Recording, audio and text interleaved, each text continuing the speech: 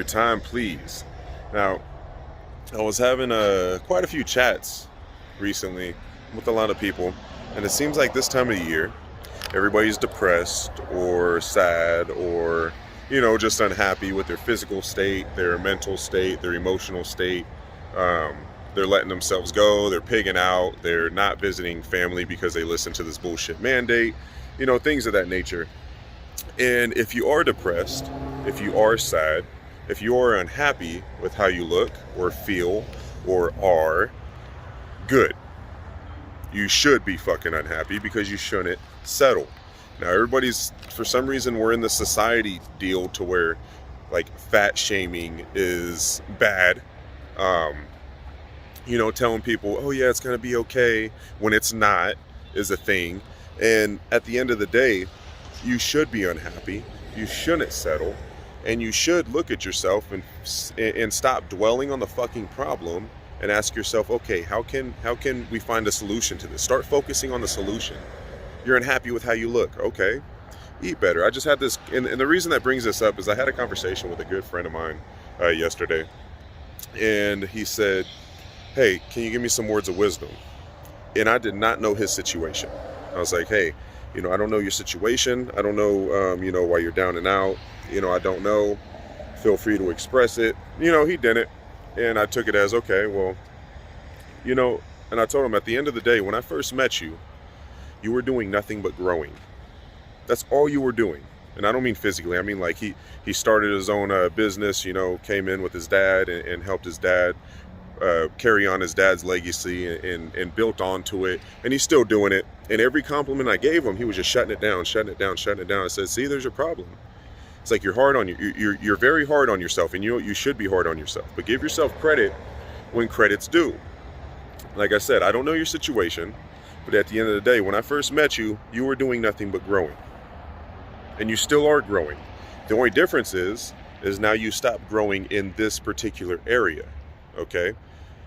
Which is his personal fitness, his personal appearance, his health, you know what I mean? And I'm like, your health is going to shit. Your business is doing good, but your health is going to shit. And this particular person is in the healthcare business. And I tell him this all the time. I said, dude, you're in the healthcare business. Don't be that unhealthy person looking to tell people what to do with their health.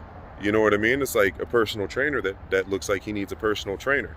Now, I'm not saying you can't, personally train people and you not look, like a bodybuilder. You might have all the knowledge, but at the end of the day, me personally, I'm not going to take business advice from somebody that doesn't have a business. I'm not going to take health advice from somebody that's, damn near dying or look unhealthy. You see what I mean there? You are a walking billboard.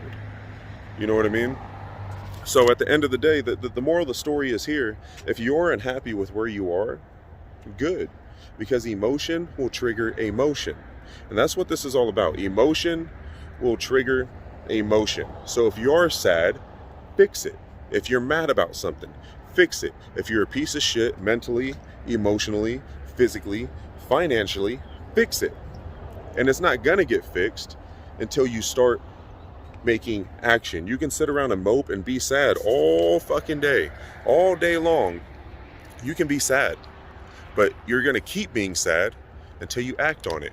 You're gonna keep having that emotion until you start making a motion.